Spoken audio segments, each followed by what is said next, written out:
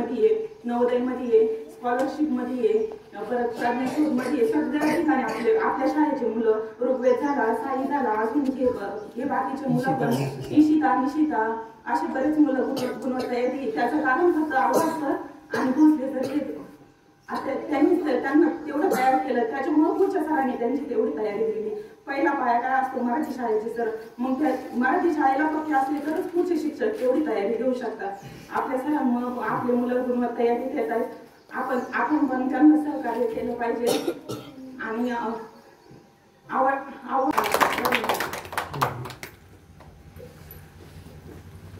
मनातलं असतं माणसाच्या आणि ते मनात बोलावं कुठं परत एक असं स्टेज मिळाल्यानंतर माणसाच्या मनात बरोबर होतं.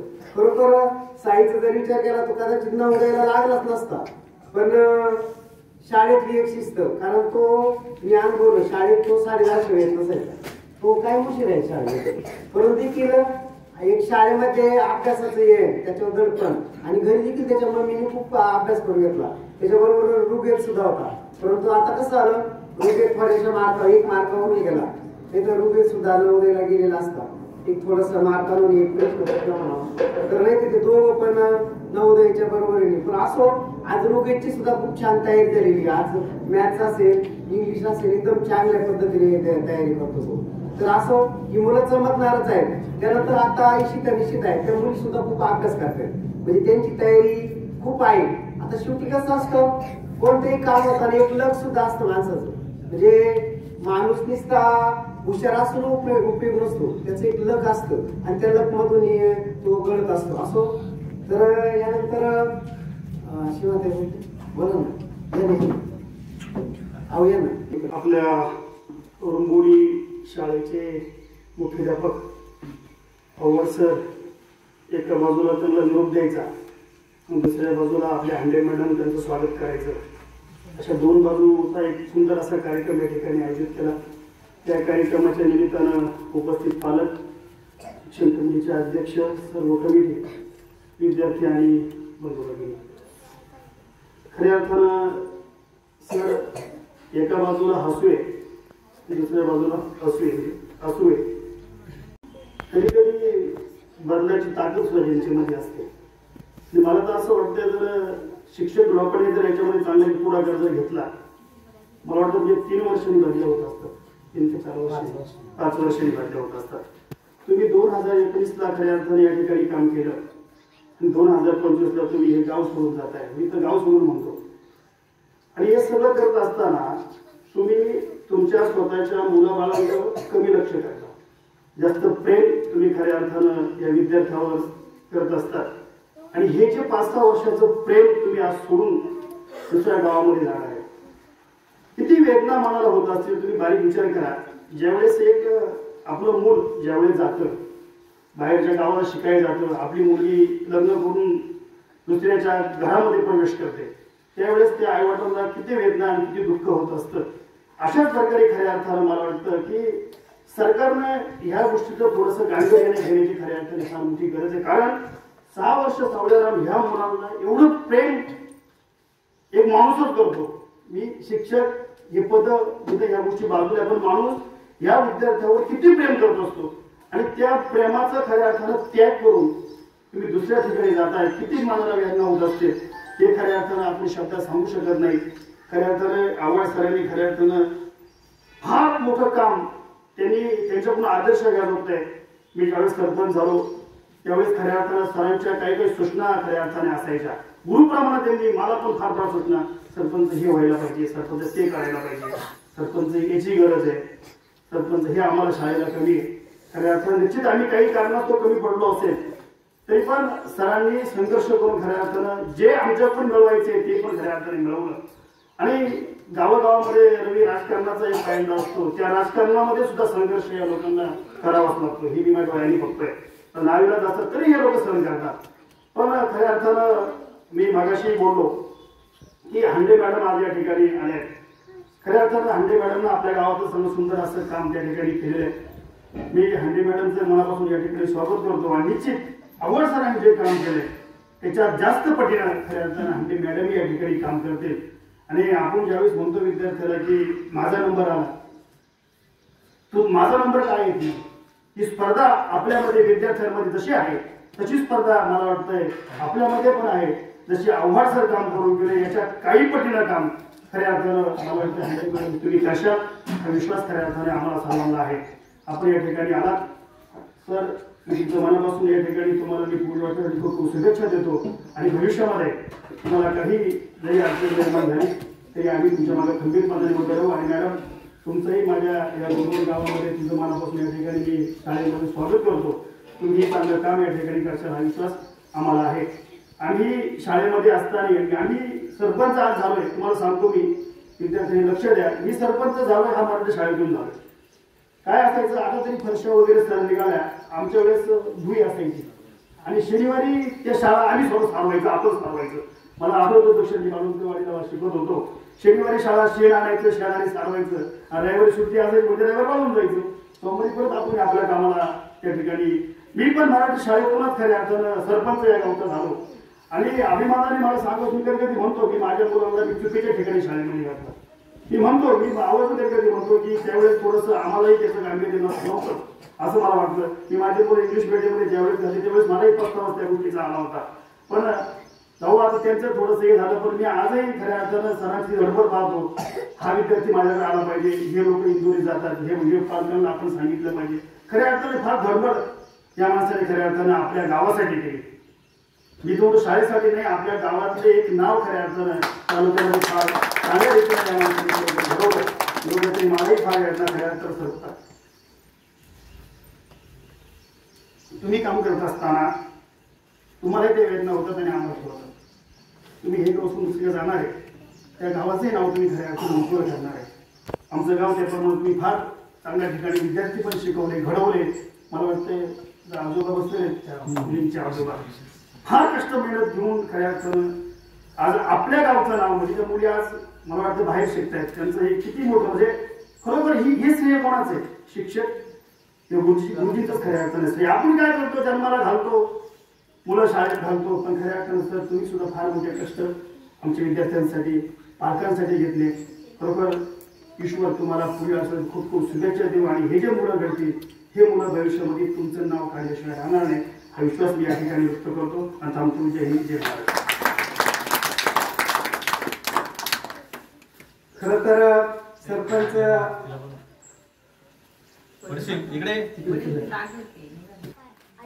प्रत्येक गोष्टी जाणीव आहे आणि ते त्यांनी अनुभवलेले. गरिबीतून पुढे शिक्षण घेत असताना की खऱ्या अर्थानं त्यांना त्यांच्या मुलांविषयी जाणवलं असेल की खरोखर मातृभाषेतून शिक्षण का म्हटलं जातं. कारण मातृभाषेतून मुलांना प्रत्येक गोष्टीचं नॉलेज मिळतं. ही मुलं तुम्ही बघा, इंग्लिश मिडियमची जी मुलं जातात ते अक्षरशः संध्याकाळी तोंड सुकून येतात. तशी मुलं फ्रेश असतात. म्हणजे हे एनी टाइम तुम्ही बघा ते फ्रेश असतात. जरी अभ्यास नसला तरी फ्रेश असतात. थोडंफार वाटत असेल बा अभ्यास कम्प्लीट नाही. आणि असो तर खऱ्या अर्थानं आपल्या या रुंबडी गावासाठी सरांचं कार्य खूप महान आहे. सरांचं मी तुम्हाला सांगतो की मी बऱ्याच वेळा माझ्या शब्दात असं यायचं की सरांच्या ज्ञानाचा उपयोग आपल्या गावाला नक्कीच झालेला आहे. कारण ही जी मुलं घडली आणि जाणार आहे आता माझ्या अगोदर मी माझ्याकडं त्याच्या होत्या दोघी जणी इशिता तर त्या मुलींमध्ये घडवण्यास सुद्धा सरांचा खूप मोठा वाटा होता. आणि त्यानंतर त्या मुली माझ्याकडे आल्या. परंतु त्या मुली आज अशा आहेत का त्या सुद्धा खूप चांगल्या आहेत. परंतु आता त्यांचं लक आहे की नवोदयला या कदाचित जर त्यांचं लक चांगलं असेल त्या दोघी सुद्धा नवोदयला जाऊ शकतात.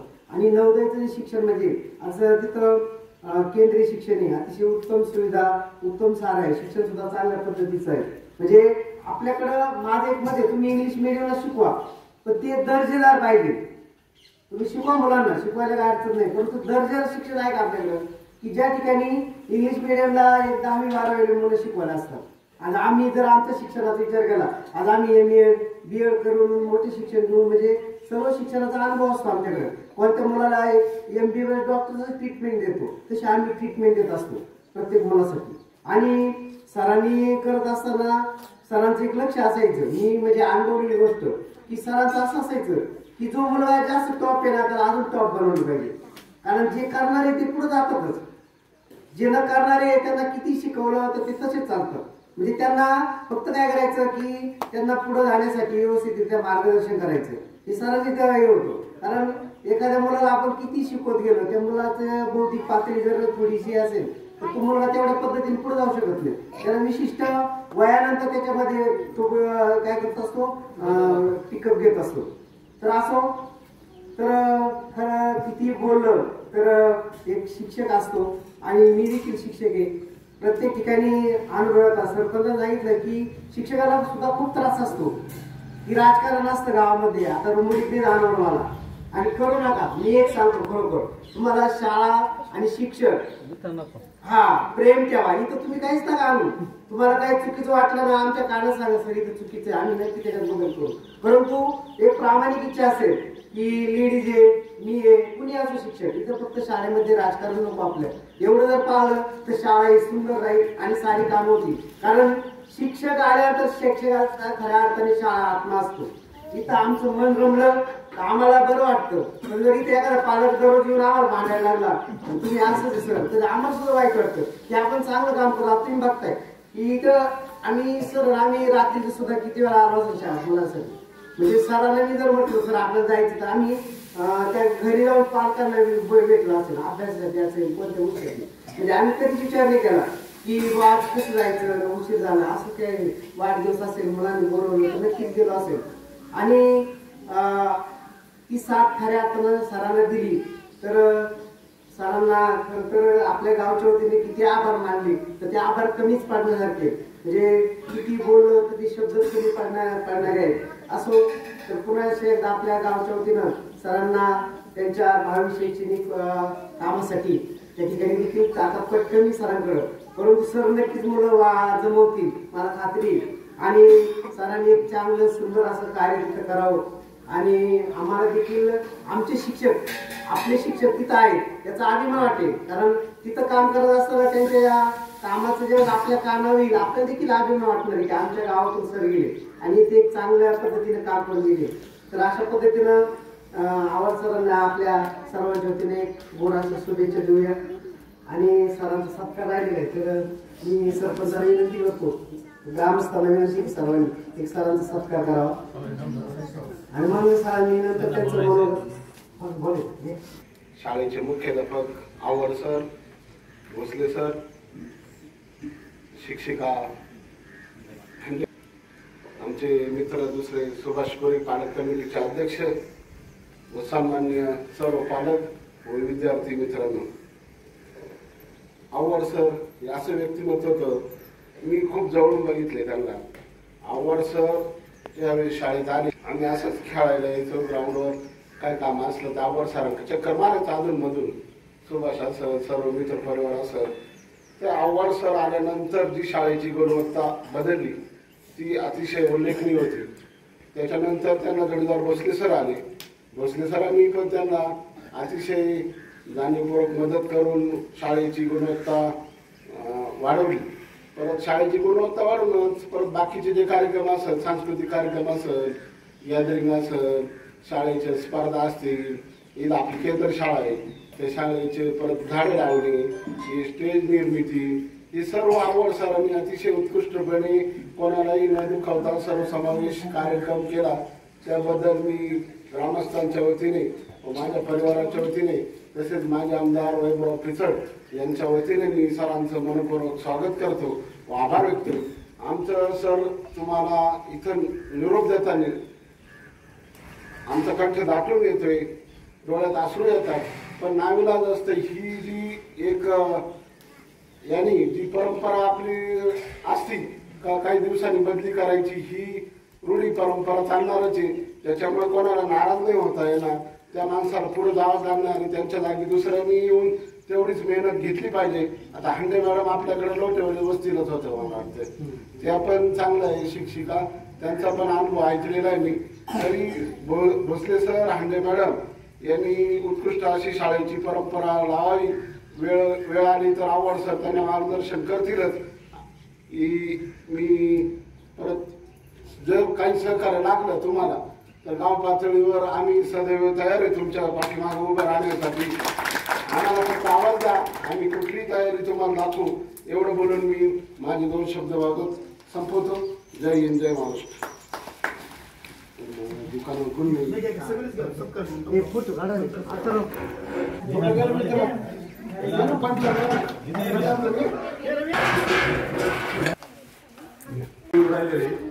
एवढ्या कोरोना काळामध्ये सर प्रत्येक आमच्या घरी येऊन मुलांचा एवढा अभ्यास घेऊन बारकाईने त्यांचा विषय चित्रकलेचा असून त्यांनी एवढं 100% त्या विषय घेऊन आमचा रुपये एवढा आता इंग्लिश मिडियमच्या शाळेमधल्या मुलाला सुद्धा तो आवडत नाही. इंग्लिशला पैकीच्या पैकी मार्ग आहे त्याला, तो मराठी मिडियम मधला भाग आहे आणि 4 विषयामध्ये त्याला पैकीच्या पैकी मार्क आहे आणि तो मराठी माध्यमाचा मुलगा आहे दामणगावला. त्याला इंग्लिश काहीच नव्हतं. या सरांना सुद्धा माझा आक्षेप आला त्यावर, पण सर म्हणले सरांना माझा त्यांना म्हणलं मी शेवट सुद्धा तुम्हाला बोलणार नाही, मी घरच्यावर बोलत होतो. तर तो आज टॉपला आहे.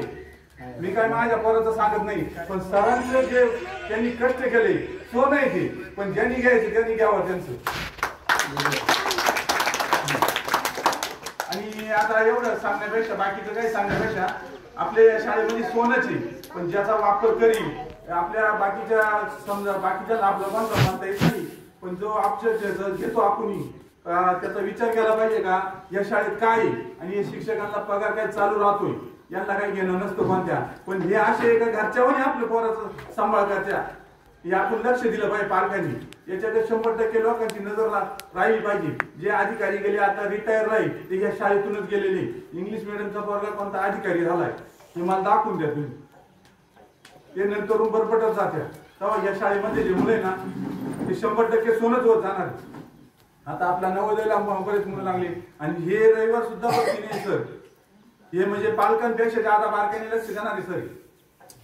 पालकांपेक्षा रविवारी जर ग्रुप बघत नाही सुट्टी बिट्टी असे पालक भेटणं थोडं अवघडच आहे. तसा शाळेत कसं आहे आता ज्याला 7-8 हजार पगार आहे तो त्या पद्धतीनंच काम करणार आहे. ज्याला 5,000 रुपये जर रोज पडतो तो तेवढं 100% कामच करणार आहे. एवढे बोलून मी माझं आता कारण आपली इच्छा नव्हती एवढी. आपलं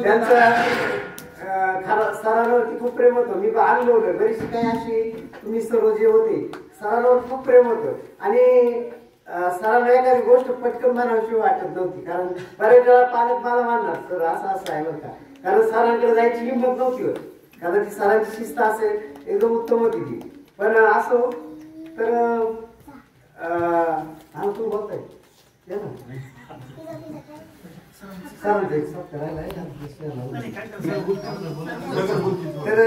त्यानंतर आपल्या आवाज सरांना विनंती करतो त्याने आपलं मनोगत व्यक्त करावं.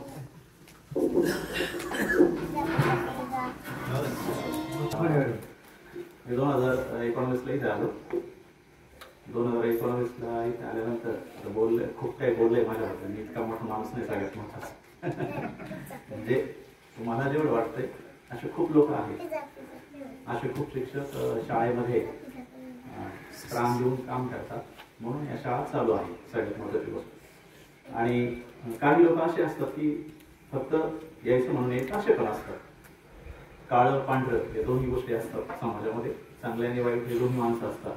जीवाला जीव देणारे असतात तर जीव घेणारे पण असतात. इथं आल्यानंतर मी हे बघितलं की शाळा खूप वाईट अवस्था होती. आणि जो मित्र आलेला होता उदाहरण सर होते ते नुकतेच आले होते तर ते फारच म्हणजे निराशेच होते. ते म्हटले मी इथूनच असं मध्ये गेलो तिथं अशा फुटलेल्या काचा होत्या आणि ते तिथे बसले होते टेबलवर. मग मी म्हटलं मला हजर करून घ्या. म्हणजे का बरं म्हटलं मी बदली होणार कुठून आले म्हणे तुम्ही. म्हटलं कोकणेवाडीवरून आले. कोकणेवाडी कुठं म्हटलं ती संगमनेरची कोकण पुढची भैरवाचं मंदिर आहे म्हटलं तिथं. मग आल्यानंतर ते मला म्हणे कशी झाली तुम्ही इथं बंद होणार आहे. म्हटलं ठीक आहे ना आपण प्रयत्न करू बंद होऊ द्या चालू होऊ द्या काय असेल ते आपण पाहू ना. आणि मग मी त्यांना म्हटलं मला यादी द्या. 7 मुलं शाळेत दाखल होणार होते. 7 मुलं येणार होते गावातले. ते म्हणे हे पालक काही येणार त्यात हे एक होते. त्यानंतर ती शुभ्र आणि स्वरा. त्याच्यानंतर हे शिंदे अजित शिंदेचा मुलगा बॅच पण मला आठवते. आणि रनिंग बॅच होती दत्ता सावंतांच्या मुलं समर्थ वगैरे ही मुलं होती तेव्हा. त्यानंतर 1-2 मुस्लिम मुलं होते. तर अशा पद्धतीने मग मी म्हटलं मला ते नाव द्या. तर मला बरेच दिवस त्यांनी नाव दिले, पालकांची नाव दिले, दाखलपत्र विद्यार्थी जे असतात मी खूप वेळ त्यांना मागे दिले नाही. मग एक दिवस त्यांनी मला 7 नावं दिली. 7 नावं दिल्यानंतर म्हटलं त्यातलं पहिलं कोणतं घर ते म्हणतो, ते म्हणजे का ते दुकानदार त्यांचं पोरगा आहे. मग ते त्यांच्याकडे गेलो, त्यांच्या घरात जाऊन बसलो, त्यांना सांगितलं मी असं शिक्षक आहे, मी माझ्या गोडीवर मीच गाय घेईन, मी खूप भारी आहे, मी खूप चांगला आहे, मला लई येतं, मला लई ते येतं. माझा पर्याय नव्हता, माझ्या बाजूने बोलणारे कोणी नव्हतं. म्हणजे नाही का समर्थ रामदासांनी असं म्हटलंय, कीर्ती सांगे बापाची तो एक मूर्ख मानव. तो बापाची कीर्ती सांगतो तर त्याचं काय करतो तो आहे ना स्वतः, तो एक मूर्खच समजायचं. आता म्हटलं आपण कुठं बापाची सांगतो, आपण आपलीच सांगतोय स्वतःची, मी लय भारी मी चांगला आहे. आणि मग विशेष म्हणजे त्या माणसाने माझ्यावर विश्वास ठेवला, ती मुलाने शाळेत पाठवली. आणि ती मुलं आल्यानंतर मग ते आपल्या शुभ्रा सर आमच्या 2 मुली जुळ्या आहेत, त्यांना शेजारीत बसायचं, प्रत्येकाचे वेगवेगळे नियम, प्रत्येकाची वेगवेगळी पद्धत, आणि शाळा सुरू झाली. मग उदाहरण सुरू म्हणे कसं काय साथीच्या साथी कुठं आले शाळेत, आपल्या त्यांच्यापर्यंत जायला लागेल. ते शाळेत येत नाहीत, आपण शाळा त्यांच्यापर्यंत नेली पाहिजे. भोसले सरांना पण मी हेच सांगितलं, आपण शाळा त्यांच्यापर्यंत नेली पाहिजे. भोसले सरांना मला माहित होतं की त्यांना काहीतरी येत आहे, तुमची लेखन तिथं झाली पाहिजे. म्हणजे इथं नाही काय उपयोग, तुमचं नाटक तिथं झालं पाहिजे आणि किती वेळ हो तिथं झालंच पाहिजे. मग भोसले सरांना वाटलं असं काय वेगळीच तर आहे, लोकांना कोरोना रस्त्यावर नाचवताय, हे करताय ते करताय, पण ह्या गावात शाळा आहे हे लोकांना कळायला पाहिजे. ह्या गावात शाळा आहे हे लोकांना जर कळालं तर लोक शाळेकडे येतील. हा माझा पहिला दृष्टिकोन होता. आणि त्याच्यानंतर आपण वेगळं काम करायचं, रेग्युलर काम करायचं नाही. शिक्षणाच्या बाबतीत आपण म्हणतो आडात नाही तर पोहऱ्यात कुठून, त्या शिक्षकात खूप गट्स पाहिजे तर तो ते पोरांना देऊ शकतो.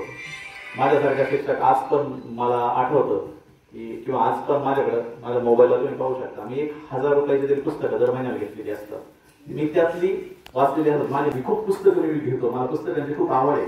म्हणजे ह्या गोष्टी मी काय पुस्तक सरांना सांगितलेलं नाही, हे जाहीर सांगतो का, तर माझ्यात काहीतरी आहे तर मी मला घरी देऊ शकतो. माझ्यातच काही नसेल तर मी कसं काय देणार. शिक्षक खूप हुशार पाहिजे, लहान मुलांना शिकवणारा शिक्षक फार हुशार पाहिजे. आणि हा हुशार शिक्षक तुम्हाला फक्त जिल्हा परिषदेच्या शाळेत मिळू शकतो. कारण आम्ही ज्या डिग्र्या घेतलेल्या आहेत, आता माझं MA एज्युकेशन झालं किंवा MAd झालंय, मॅडमचं पण BEd वगैरे झालेलं आहे, सरांचं पण MAd झालेलं आहे.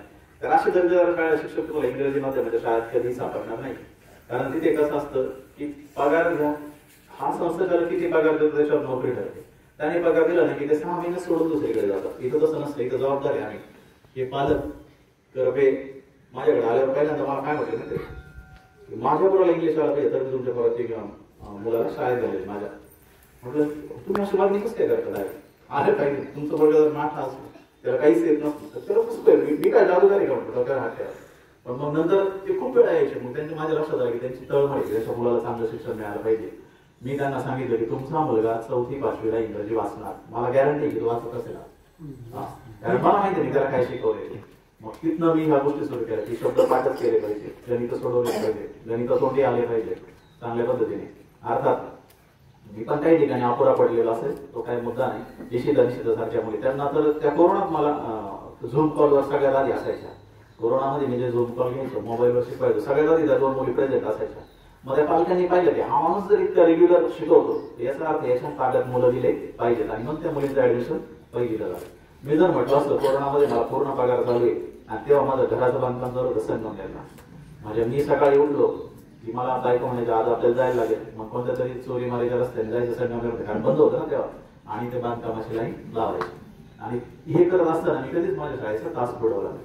किंवा त्यांच्या करपींच्या तिथं घ्यायचं होतं, रुपये काय करायचं, मोठं एक फाळं घ्यायचं प्लास्टिकचं, ते अंतरायचं त्या झाडांमध्ये, तिथं ते मुलं बसवायचं. त्याच्यानंतर या अजित शिंदेच्या कधी टेरेसवर आम्ही मुलं बसवली. प्रत्येक ठिकाणी आम्ही शिक्षण बंद नाही ठेवलं, म्हणजे कंटिन्यू प्रोसेसमध्ये मुलं ठेवली, टचमध्ये मुलं ठेवली, दररोज त्याचा अभ्यास करून घेतला. त्यामध्ये काम केलं पाहिजे, कामाची लाज नको, या सगळ्या गोष्टी शिकायला. आणि चांगल्या प्रकारचा दर्जा आम्ही दिला. 9वीपर्यंत आमच्या शाळेचा मुलगा जाते, म्हणजे आमची शाळा निश्चित पंचवर्षी चांगलीच आहे आणि इथून पुढे पण चांगलीच आहे. ही जी चालत आलेली परंपरा आहे, ही परंपरा भोसले सर आणि हंडे मॅडम चालू ठेवते. भोसले सरांकडे जे स्किल आहे ते मी इथं वापरलं. त्यांना चांगलं नाच गाण्यामध्ये, संगीतामध्ये आवड आहे, तर त्यांना सांगितलं की तुम्ही चांगले कार्यक्रम बसले, आपण गॅदरिंग घेऊ. जी गोष्ट ज्याला येते ती करायची. मला जेव्हा वेळ मिळतो चित्र काढून दाखवतो. शिकवणं हा माझा खरा आवडीचा भाग होता. पण मी चुकून माकून मुख्याध्यापक झालो. उदाहरण सर गेल्यानंतर माझा काही संबंध नव्हता मुख्याध्यापक, मी फक्त शिकवणारा शिक्षक म्हणून होतो. पण उदाहरण सर गेल्यामुळे मला वेळात मला बस पडली आणि ते मला सगळं पाहायला लागलं. यातून पण मला खूप काही शिकायला मिळालं. म्हणजे मुख्याध्यापक पद काय असतं, शाळा कशी चालवायची असते, आर्थिक व्यवहार कसे करायचे असतात, दत्ता सावंत असतील, नंतर यांनी तर खूप मदत केली. यांच्याकडनं या टाकीच्या हे सगळे नळ खोलून घेतलेले, म्हणजे त्यांना सांगायचं दुकान सोडून इथे या आणि पाठीमागचं खोलून द्या, तुम्हाला टाकी साफ करायची आहे, त्यातली घाण काढायची आहे. त्यांनी कधीच नाही म्हटले नाही. ह्या ग्राउंडमध्ये ट्रॅक्टर आणि धुळीने माखलेले यांना पाहिजे, यांच्या कपड्यात डोक्यापासून पायापर्यंत सगळी धूळ, सगळं काँग्रेसने ते हे मारायला लावलं, हा हे सगळं साफ करायला लावलं. पण ते ट्रॅक्टर कुठून घेऊन आले त्यांनाच माहित. त्यांनी हे सगळं मला करून दिलं. म्हणजे खूप सहकार्य करणारे लोक गावातले आहेत. गावातले सरपंच असतील, इतर पण लोक असतील, ऑपोजिशनचे लोक असतील, विरोध पार्टीचे, त्यांनी पण आम्हाला कधी त्रास दिला नाही. आमच्याशी सगळ्यांशी प्रेमाचे संबंध होते आणि शाळा म्हणून चालायचं. कुठे आपण राजकारण करायला आलो नाही, येऊ पण नाही, कारण हे विद्यार्थी घडवायचे आहे, देश घडवायचं काम आहे, राजकारण करण्याचं काम नाही. जेव्हा तसं मी आहे, त्याच्यामुळं SMCचा अध्यक्षच ग्रामपंचायत मधला माणूस आहे. ठरवलं असतं त्यांनी मला किती त्रास दिला असता, त्यांनी किती जाड्या चुकल्या केल्या असतात, तसं काहीच नाही. सगळं प्लेन होतं. सगळं त्यांना माहित होतं की आम्ही काय करतो, ते काय करतात, या सगळ्या गोष्टी. इतकं सगळं जर आपण छान काम केलं तर ह्या गावाची ही शाळा खूप दिवस चालेल, खूप दिवस टिकेल आणि चांगल्या चांगले विद्यार्थी इथून घडू शकतील. फक्त पालकांचं पण निश्चिता असेल तर त्यांची आई खूप अभ्यासात मदत करते, त्यांच्या बहिणी मदत करतात. त्याच्यानंतर साईला त्याच्या मम्मीने खूप मदत केलेली. मी प्रत्येक आईला हे सांगतो की तुम्ही त्याच्यामध्ये तुमचा मुलगा काय शिकतोय ते पाहिलं पाहिजे. तुमच्या घरात जो शिकलेला माणूस असेल त्यांनी लक्ष दिलं पाहिजे. त्यांनी जर लक्ष दिलं तर तुमच्या पुढे जाते मुलं.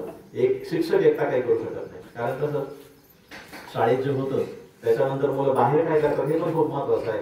आणि प्रत्येक वेळी शिक्षक येऊन त्यांना गावात थांबू शकत नाही, कंट्रोल करू शकत नाही. तर घरी असल्यानंतर त्यांच्याकडनं अभ्यास झाला पाहिजे, खूप चांगल्या दर्जाचा अभ्यास झाला पाहिजे, 1-2 तास त्यांनी वाचलं पाहिजे, मोबाईल पासून दूर ठेवलं पाहिजे. या सगळ्या गोष्टी तुम्ही करा. ही शाळा अशाच पद्धतीने चालू राहू द्या, आणखी भारी होऊ द्या. मला वाटलं पाहिजे परत 3 वर्षांनी शब्द येऊन यावं. आपण जे काम करतो त्याचा आपल्याला पैसा मिळतो, पगार मिळतो, शासन पैसे देतो, मग आपण ते केलंच पाहिजे. ह्या मताचा मी आहे.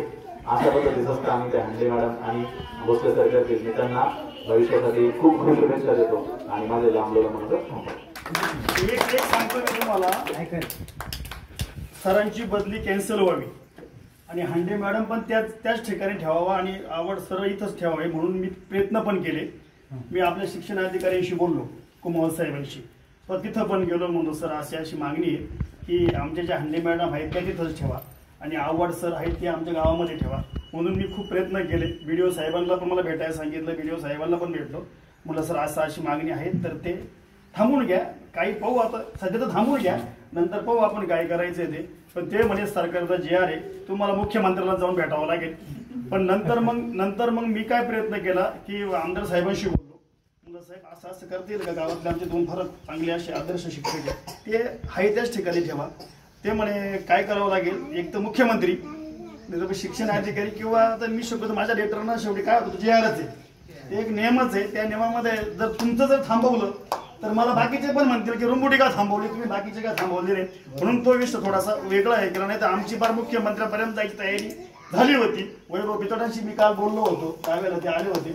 म्हणलं साहेब तुमच्या यांनी काय होईल का मुख्यमंत्री, नाही तर मग पालकमंत्री, असं काय करता आलं तर बघा. आमचे थोडेसे मुलं किंवा पालकांची फार इच्छा आहे. पण ते म्हणे आता सध्या जर ह्या गोष्टी जर केल्या प्रतिसा राजकारणाचा विषय होईल, रुंबुटी थांबवली बाकीचे काय थांबवले नाही, म्हणून त्या गोष्टी अडचणी तयार झाल्या. 100% आपण या दोन्ही सरांचे सध्या आहे तर थांबवायचा प्रयत्न केला होता, पण त्याला काय आपल्याला यश आलं नाही. पण जाऊ दे, आता आहेत मॅडम आहेत, भोसले सर आहेत, आवड सर, सगळे आपले आहेत. सगळ्यांनी आता ऍडजस्टमेंट करून घ्यावी, कसं काही नाही.